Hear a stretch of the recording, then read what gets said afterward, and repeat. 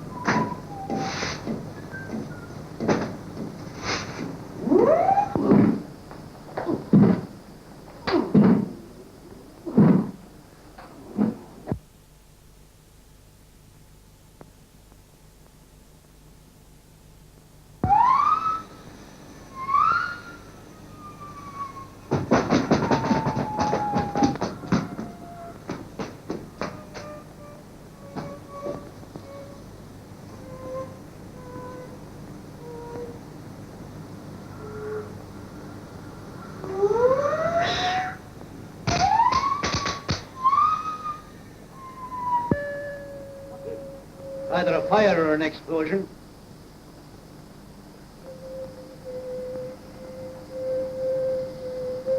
Be careful.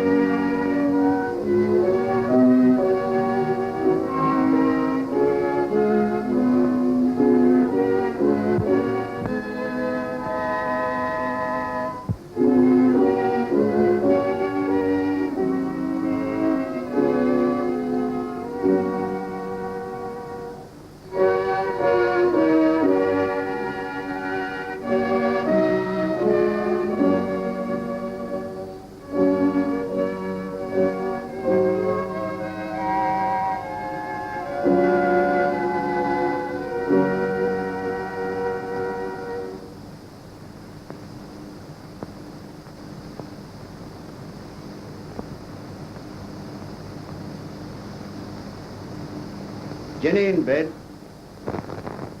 Yes. Thank God she'll never have to work down pit. Aye. It's bad enough now. I don't know how they did in old days. I've often heard my mother telling tales of Granny working down pit, pulling tubs with a belt round their waists from 6 o'clock at morning till 6 o'clock at night. They never saw daylight in winter months. We're all right for rabbits, rats, and foxes, but Creator never intended humans to slave like that. White slaves of England. That's what Granny used to call them. I'm sure about right. Babies doing horses' work.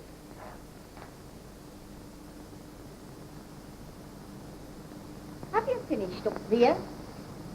Aye. We packed last poor devil up at 6 o'clock. 90 on him, Mary.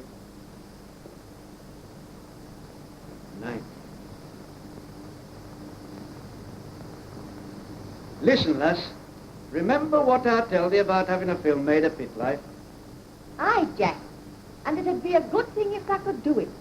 And let folks know what we've to put up with at times. Eh? But they'll never manage it. Where's money coming from? I'll find money somewhere.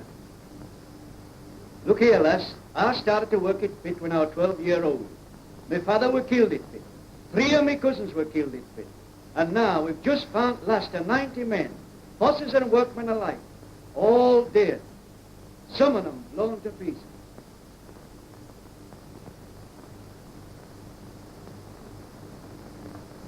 There's only one thing I want to do before I die, and that's to let world know more about Coyle and them as gets it. That film's got to be made. The world shall know.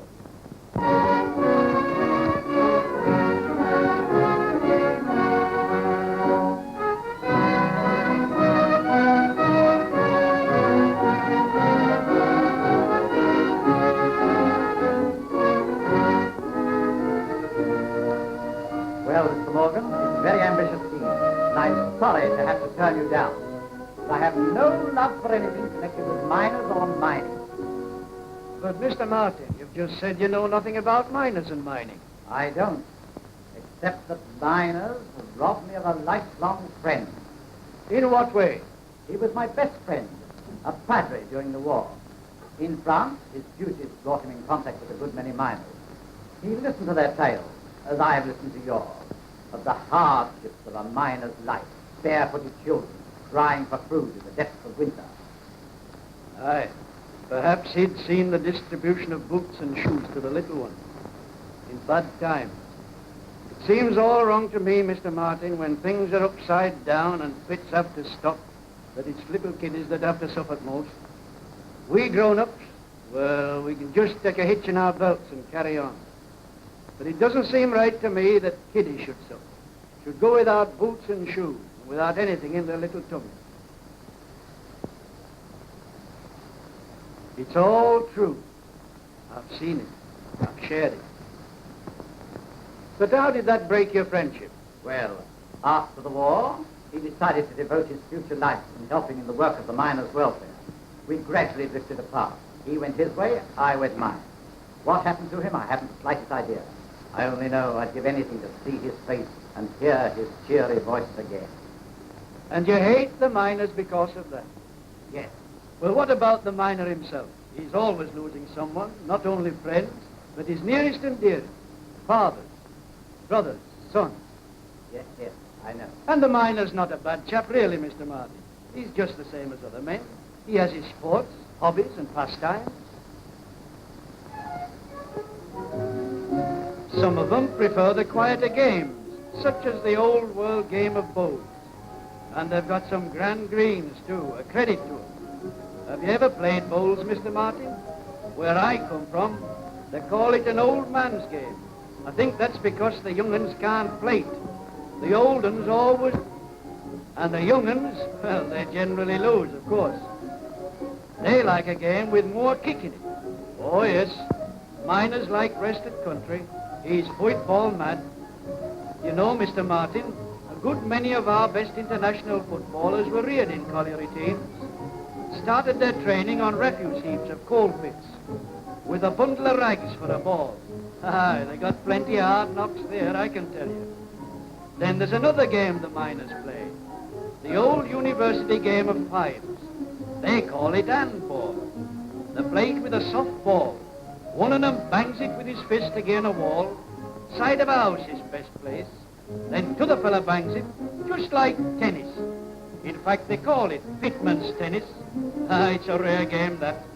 They train for it just like prize fighters train, and it's work while it lasts, I can tell you. They play for wages, aye. Ah, the miner, you know, is like rest on us. He likes his little gamble. When he's out to gamble with, sometimes they get desperate and have a tanner on a horse or a whippet. That's a dog, the miner's greyhound. His dog's everything to him. You know, I've known miners go without dinner themselves so's dog could be fed. That's when he's training for a race. Oh, miner loves his dog all right. Two miners were going to work one Monday morning, and one said to t'other, "I didn't see thee all day yesterday, Bill." "No," said Bill. "Dog deed I set it a neat, and I couldn't come out yesterday. The fella looked such a fool we are to dog." Aye, but they're fond of all animals. Aye. They've won lots of prizes too with their dogs, real beauties. And I just wish you could come with me some pit and have a look at some of them pit ponies in the stables. You know, what folks says are cruelly treated. Cruelly!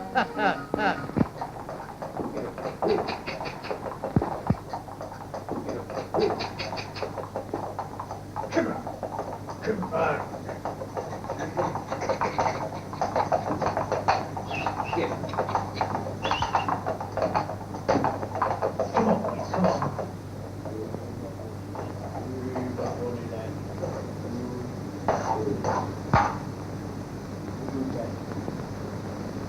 Why, a pony's life down fits a gentleman's life. Comfortable home, well-groomed, clean, and plenty of grub, and a good nurse to look after him. They're a lot better off than most horses on top. Oh, aye. Miner loves all animals, I can tell you. Why, their coats, they shine like silver. Even cats down fit. They have a good time, too. It's a question which comes first, you know, with Miner, whether it's dogs or pigeons. You know, homing pigeons. I don't know if you've ever done any pigeon flying. By gum, Miner gets some excitement out of that. You should see 'em on a big race day. They generally do the racing on set, and if you joined them while they were waiting for birds to come in, you'd get as excited as they do. Derby isn't in it. They train their birds to settle as soon as possible. That finishes their flight. And there's some fun when a bird gets in first, but we ain't settle. It's called anything but a bird. They keep 'em in their gardens, you know. And talking of gardens, you'd be surprised if you saw some miners' gardens. They grow everything. Flowers is most popular. Aye. They train their kiddies to love 'em as well. And I don't think they could love out nicer. Some of the vegetables they grow, well, they're amazing. You know, they show 'em at local shows. You know, I've seen pods with as many as 20 peas in some of them. They could do with 40 to feed hungry mouths of some of the youngsters. Aye, they're keen on gardening right enough. I know lots of chaps who've lost a limb, arm, or a leg, still carrying on in their spare time. Well, I reckon it's nice to see 'em in their old age, resting in the gardens they've worked in for years.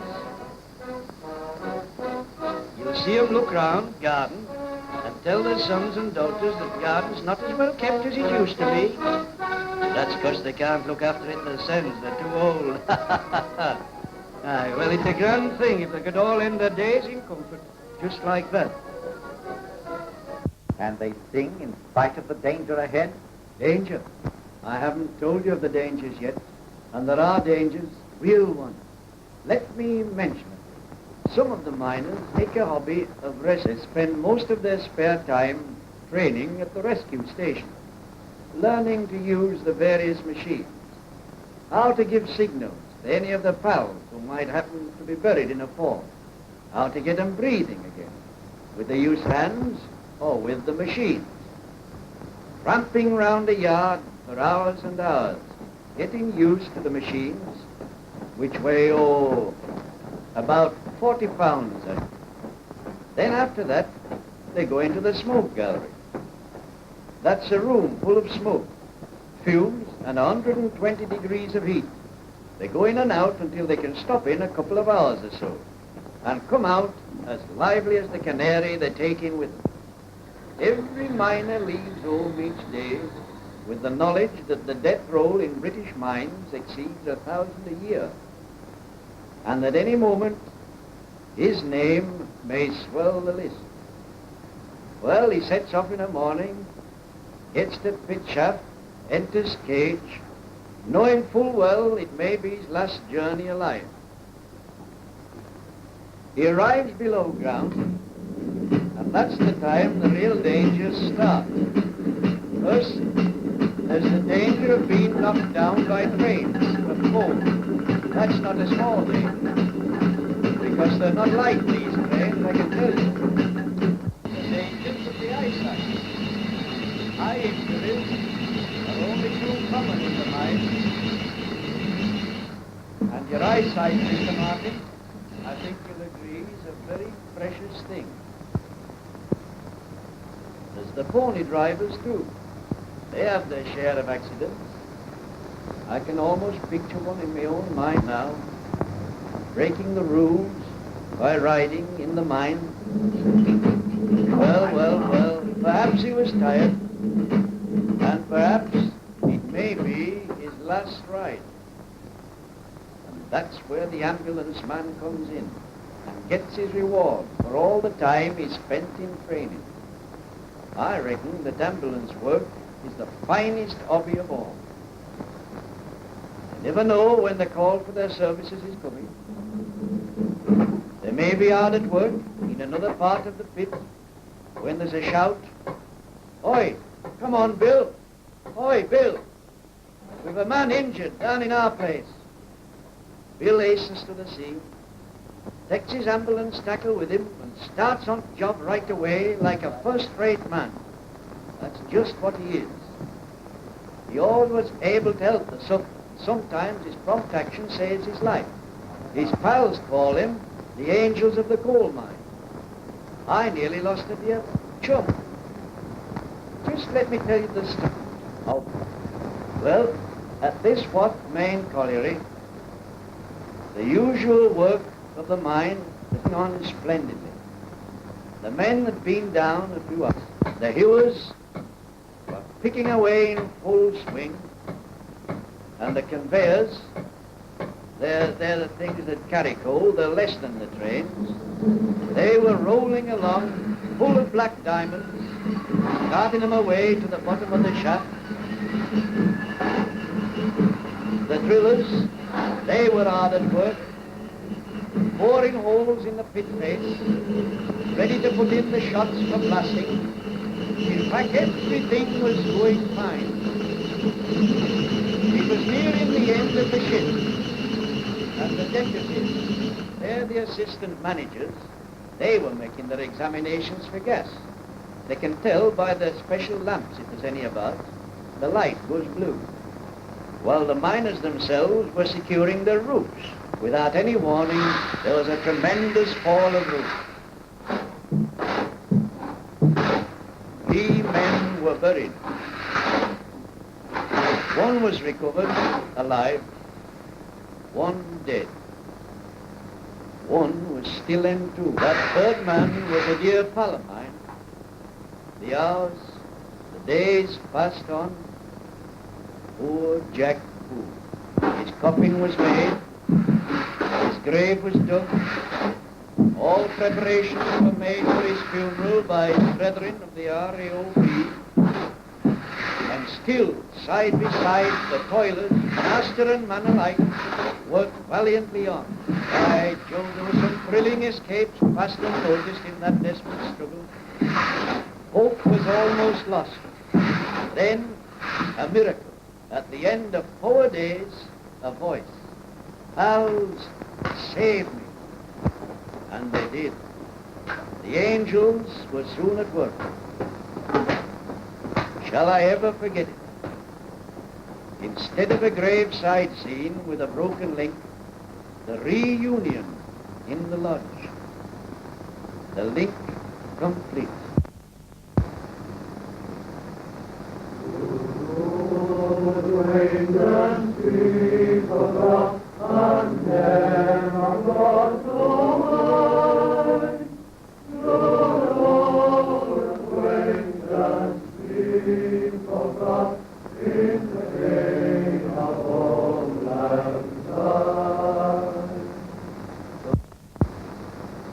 Go on, tell me some more.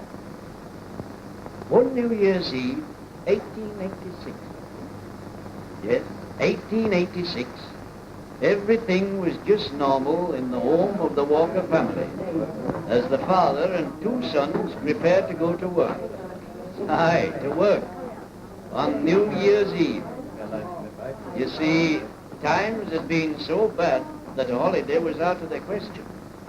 And so, to work they had to go, with a promise of a jolly New Year party that night when they come back from shift. Down the old bridle path they went for the last shift. They met their pals coming up from their shift. They cracked a few jokes with them, and down they went for the last shift of the old year. I've often heard my father tell about this accident. He saw it. Well, they got to Buttermilk Shaft, and they were soon all hurrying on to the different workings, anxious to get job over. Pony lads soon had their ponies hitched up, and full tubes were rolling on. Miners, they worked merrily away. They all meant having a good shift. Deputies, they fired their last shots. Miners began putting the timber into place, skew roofs, and leave everything safe. And that was the end of the shift. And away they all toddled back to Buttermilk Shaft to go up for daylight and New Year. Some of them had a matter of 2.5 to 3 miles to go. That's a tidy walk, Mr. Martin, after you've done 7 or 8 hours hard work. However, on they went, light-hearted and happy. They were counted into the cage. This cage carried 10. Nowadays, they have some cages that'll carry as many as 40. But this one only carried 10. Well, up they went.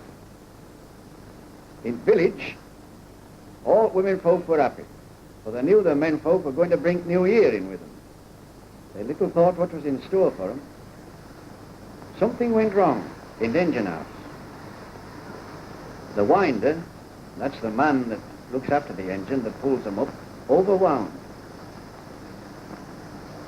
And the cage crashed.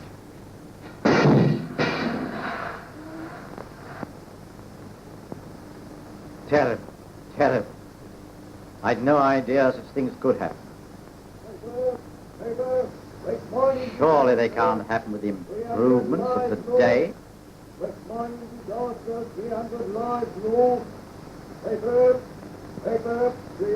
They happen this day. All days. Any day, listen.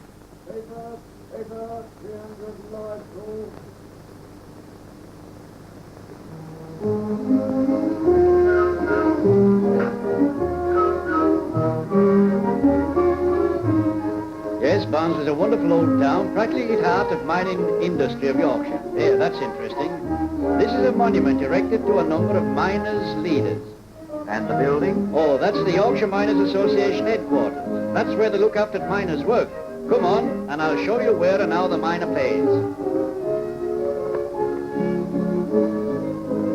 Now, don't you think that's lovely? Splendid. This park is known as Lock Park. It's named after Joseph Locke, one of Barnsley's benefactors. Just let's take a look at Grotto, and then to get further afield. Right you are. Now, look at it from here. Don't you think this is lovely? I think it's a glorious spot, this. I'll spend many an hour here, you know, sitting down here on seats. Okay.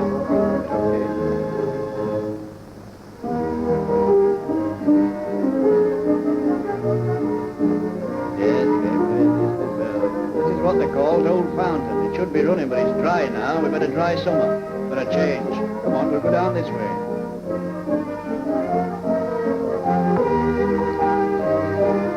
Well, Morgan, you've certainly got a beautiful park. Aye, we're very, very proud of it. Any more beauty spots? Well, a few. I'll show 'em. Hello, what's that? Oh, that's the beauty spot we made. That's the miners' welfare. We'll have a walk round. What's happening? Oh, an open-air concert or something. Would you like to hear a bit of mining talent? Certainly. Come on, then. Ah, it's a grand place, this, I tell you. Yeah. Some good music here from some of these chaps that know how to play.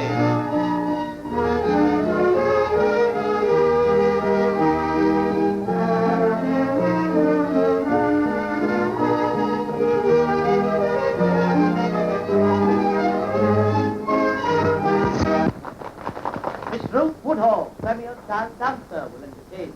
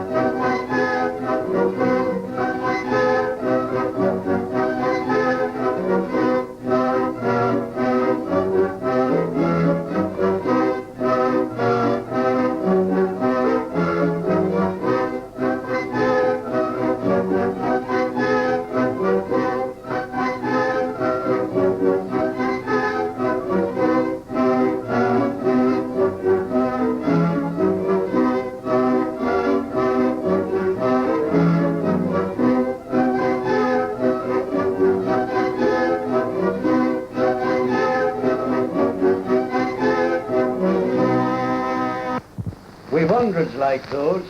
Miss Gladys Harris, a singer from the mining valleys of Wales.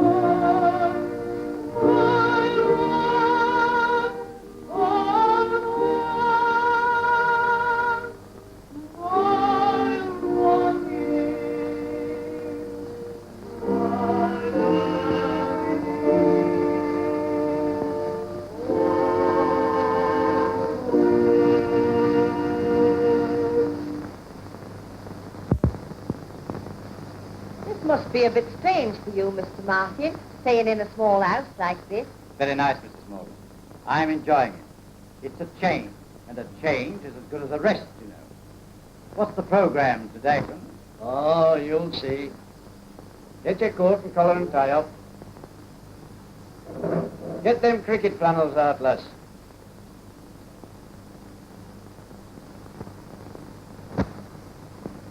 Oh, that looks like dirty work. That's it. Dirty work. How are these manipulated? Nay, nay, Mr. Martin. He'll show you. Come on.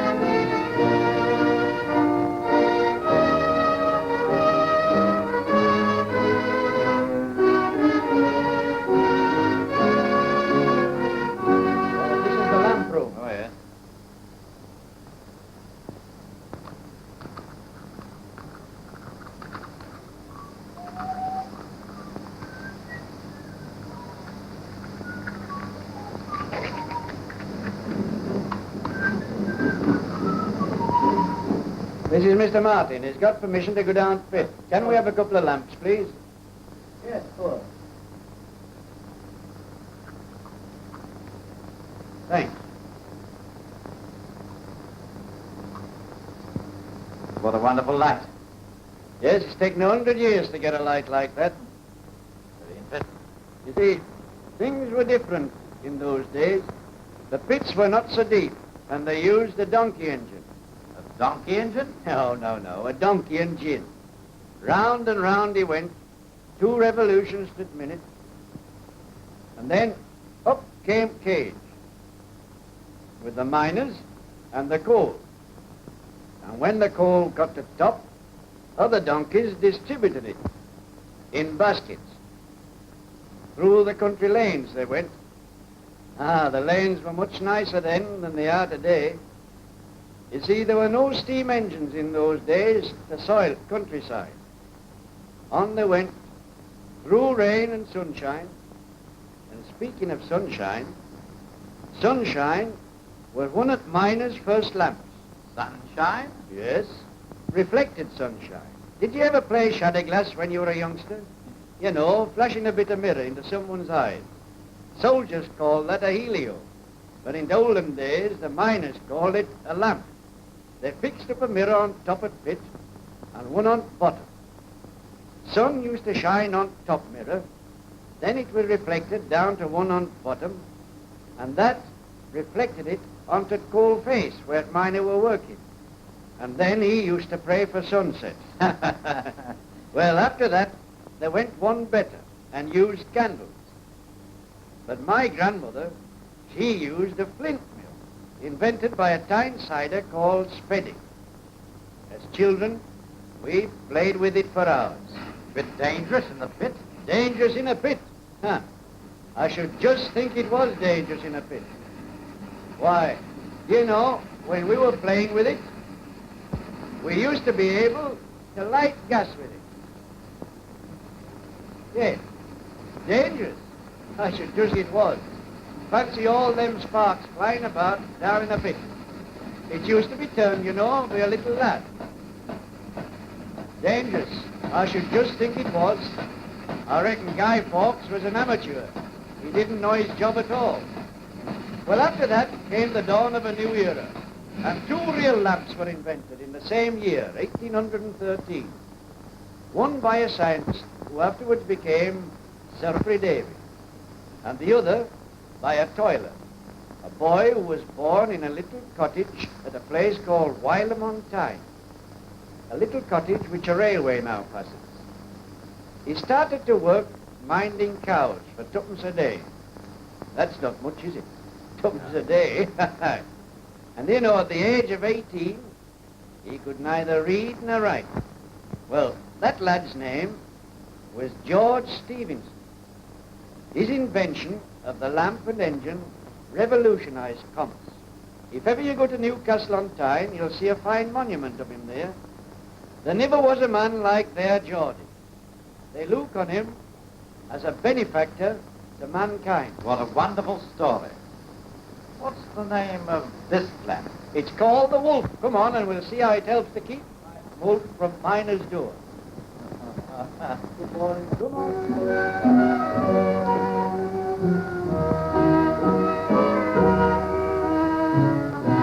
This is engine house. After you, Mr. Martin. Thank you. This is the engine that supplies all the electric power that's used below ground. Here you are, look, watch this chap. How's she going? Fine. She says she's going fine. I thought you would. Always going fine. Come on, mind you don't slip there. Now look at this. See that? What's the name of this engine? VTH turbine, eh? VTH turbine. That down there, what's all that for? See? He knows all about it, this chap.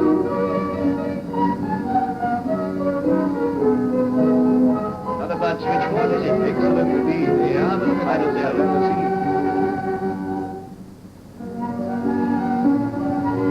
Now, this is called the compressor house. Fine engine, this, isn't it? There you are. Look at that, mister. See? This hasn't been going very well lately.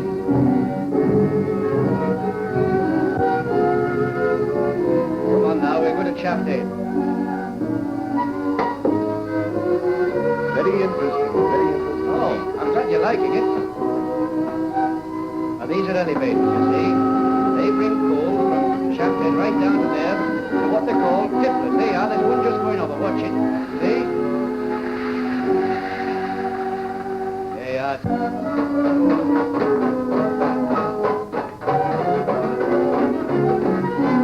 Go on, get in. How are you feeling? All right, thank you. You'll be all right. Hang on to that bar. Yes, don't let run you. I'm not. Oh, what's your price now? I'm not right. Yes, all right.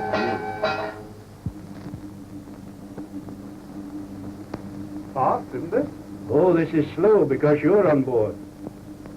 We're going up again. No. Everybody gets that feeling halfway down when they go down first time. How deep is this thing? Oh, nearly 3,000 feet. Here we are. Your chap's been searched.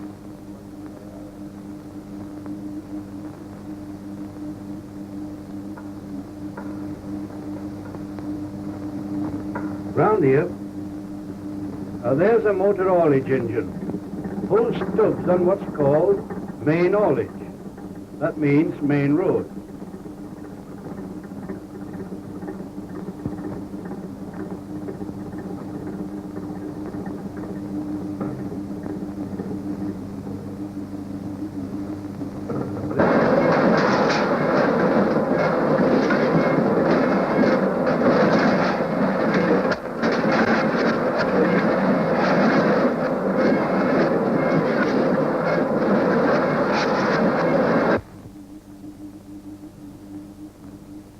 This is another sort of haulage.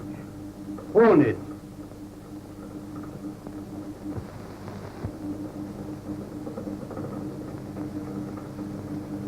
Now watch them chaps over there. Hi! They're spotting winners. Sometimes. Well, that's what they call surveyor.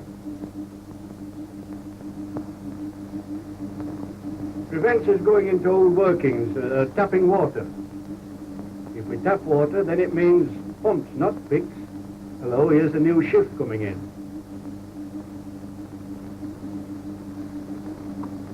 This place where they're going to work is called a heading.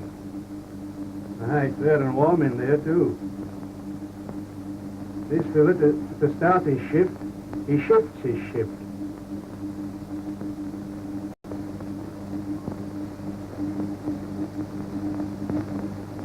They examine this place for gas to see if it's quite safe before they start their work.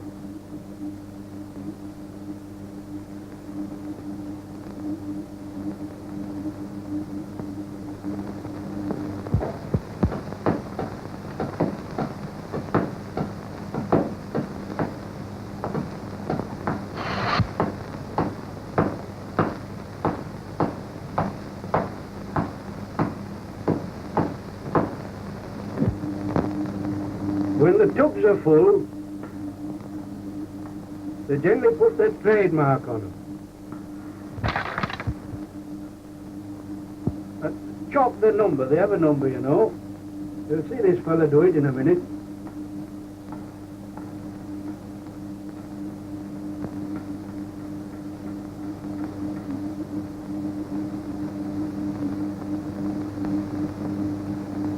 That's so they know just how much coal they've got out. And when the tubs are filled, they have to wait for empties, which reminds them that something else is empty. So they start some more filling of another sort.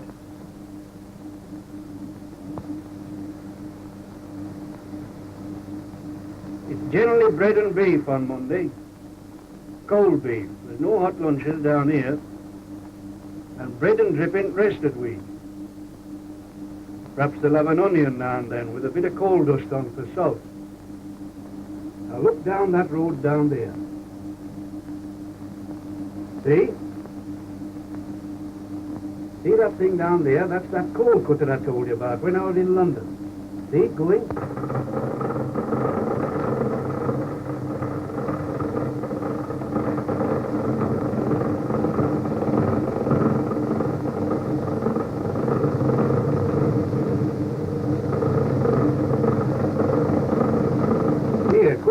John thing. Quick, see? That's what they call a stone duster. When there's an explosion, coal dust quickly spreads the fire.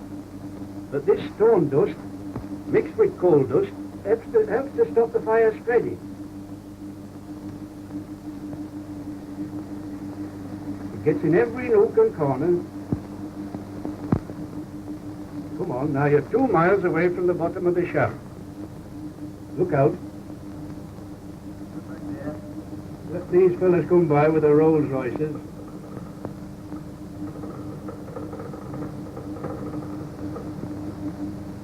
There's no one-way traffic down here. It's all ways and anyway.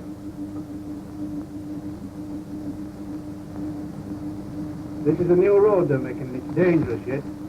Very dangerous. Would you like to go down? Come on, then. I don't know whether I'm doing right bringing you here, you know. But you said you wanted to see everything, so you'll just have to take... Look out!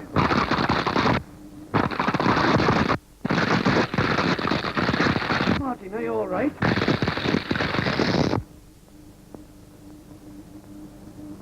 Hello? Hello? Hello? Send a man down. There's somebody buried. Come on, send somebody down, quick.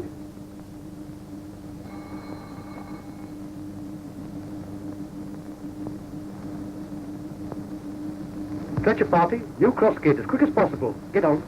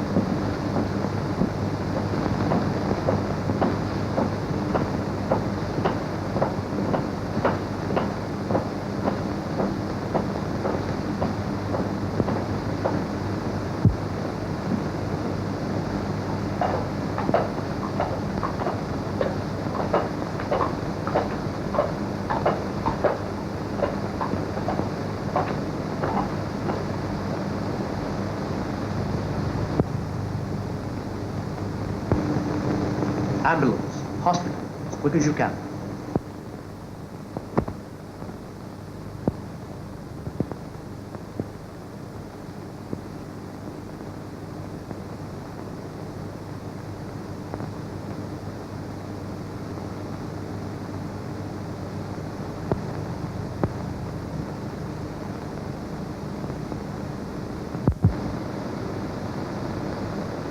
Have you heard how Mr. Martin's getting on? He's bad. Well, don't tack on so much. It's no use looking on that side of things. I shall never forgive myself for all this. I've had many a setback, but never one like this. Now, not only is film going, but it's touch and go with Martin. What? He's not going today? We don't know yet. He might, even if he lives. He'll be blind.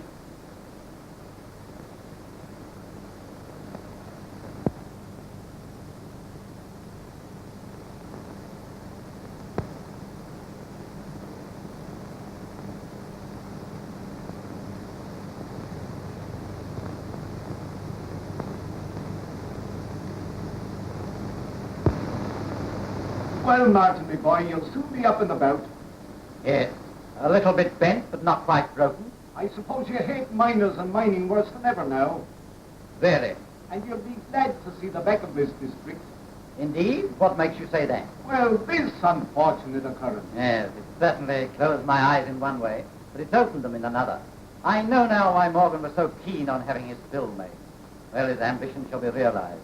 The world shall know. Later. He's going to get better. That's a blessing. Aye, and what's more, he says I can have film made. Oh, now thou be satisfied. I shall be if what I'm thinking comes true. What do you mean?